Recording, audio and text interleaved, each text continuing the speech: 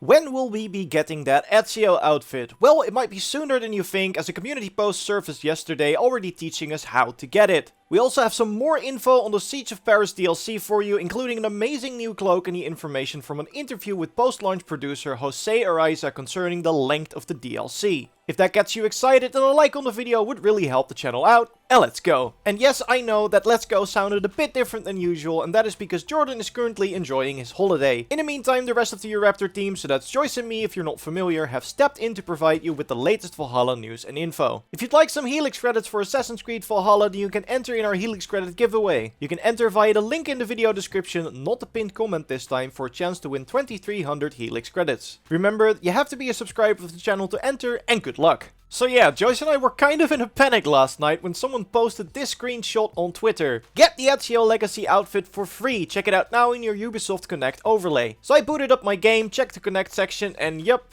there is nothing there. So we kept checking around and saw that some people on our Discord mentioned this message popping up on Xbox as well, but so far it seems like no one has been able to get the outfit, or at least not through Ubisoft Connect. And well, that's because this message likely wasn't meant to come out yet. That same evening, the Assassin's Creed account posted a tweet regarding the roadmap for the summer, but you'd think that if the Ezio outfit was released, they would have mentioned something about that, right? Still, we did get some valuable information out of this early reveal, as now we know the requirements for the Ezio outfit. You will need to play 2 different AC games in order to unlock the outfit in Ubisoft Connect. So if you don't have them on your console or PC yet, re-download your Origins, Unity, or whatever AC game you might have in your library so that when the challenge goes live, you can immediately complete it. Now let's talk about some content we do have a release date for, the Siege of Paris DLC, which is of course coming out on the 12th of August, so that is next Thursday already. The most recent update added support for this DLC, meaning that we are now able to find the building spot for the Paris building in our settlement already. It is located pretty close to the Irish trading post that we of course used to first travel to Ireland in the Wrath of the Druids DLC. This new building is called the Guest House, so I'm wondering who our guest is going to be and how they are connected to Francia. We won't have to wait long, as we are able to build the guest house when Siege of Paris launches. And that's not the only DLC related thing we can find in our settlement though, as the Sigerblood Festival has already dropped some teasers for the Siege of Paris as well. For one, some of the conversations you can overhear mention Francia, and there's also a conversation where 2 Vikings are ridiculing Charles the Fat, his name.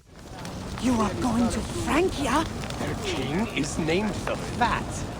Not Skull Crusher, not Bloodstorm, the Fat. It must be a land of riches.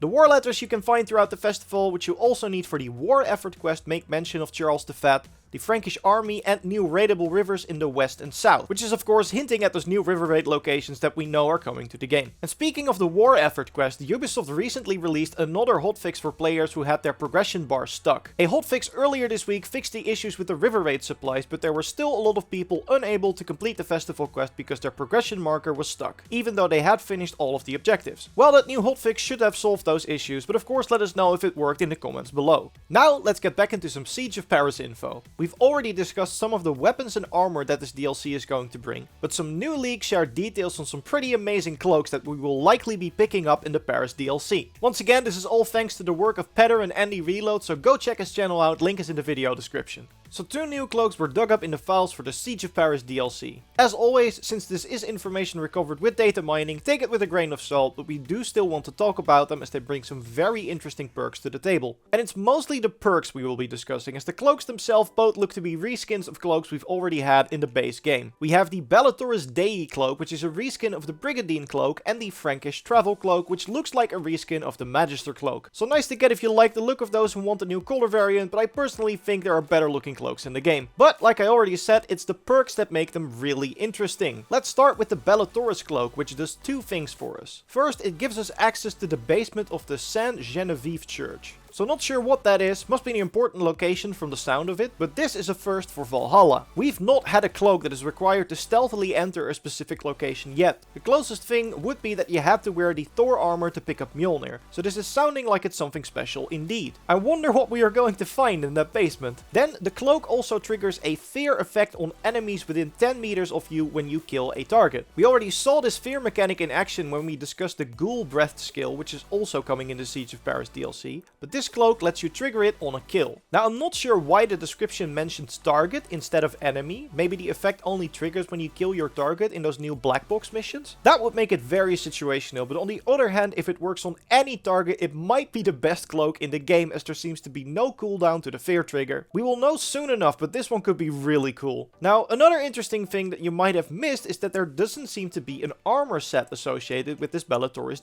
cloak, meaning that you can get the perk to trigger by only wearing the cloak. That means that for the first time we will be able to have 3 armor perks active at the same time, excluding runes of course. Since every armor set in the game requires you to equip at least 2 pieces for the first perk to trigger, it was impossible to have more than 2 active with our 5 armor slots. However, with the introduction of this new cloak, we will be able to have that fear perk up and running, as well as bonuses from 2 other armor sets at the same time. And the same will probably be true for the second cloak that was discovered, the Frankish travel cloak. Now this one doesn't have a perk in the files yet, but the description states that it's made for safe traveling in Francia, leading me to believe that you might need that specific cloak to stay incognito in the DLC, or at the very least in the Paris area.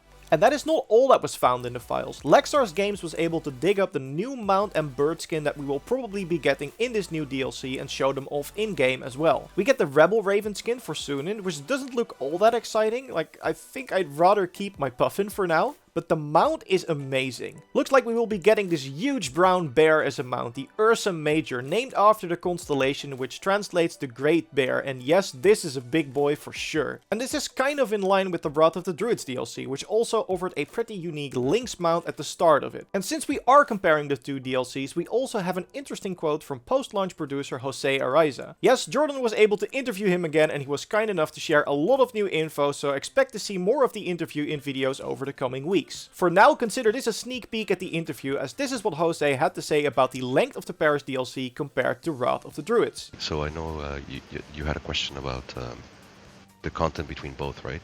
Yeah, because it's the same price. Yeah, I didn't Yeah. want to. Yeah, I had to pick and choose, but. Yeah, so spoiler alert, there is no, this time around there is no, you know, usually we try to do like a more narrative, smaller DLC, and then we do a bigger one. They're both very, very similar Okay. in total playtime. However, the content is different, and I'm sure you already saw from the trailer that Yeah. there, you know, there are different elements to it. Once again, going back to our previous conversation, is this idea that we wanted to explore different aspects, elements, ingredients, gameplay loops. So yeah, it'll be a similar, very, very similar playtime, but it's also the way you consume it that it's slightly different. Awesome. There's more, you know, there's different content that you can consume in different ways. So there you go, there's a ton of new info on the Siege of Paris DLC for you, as well as an update on the Ezio outfit that we might be getting soon. Remember to leave a like if you liked the video, and if you want, you can check out our previous video on the new skills that were added in the July update, as well as an overview of all the skills we will be getting in the Siege of Paris DLC. Thanks everyone so much for watching, and we'll see you in the next one. Goodbye!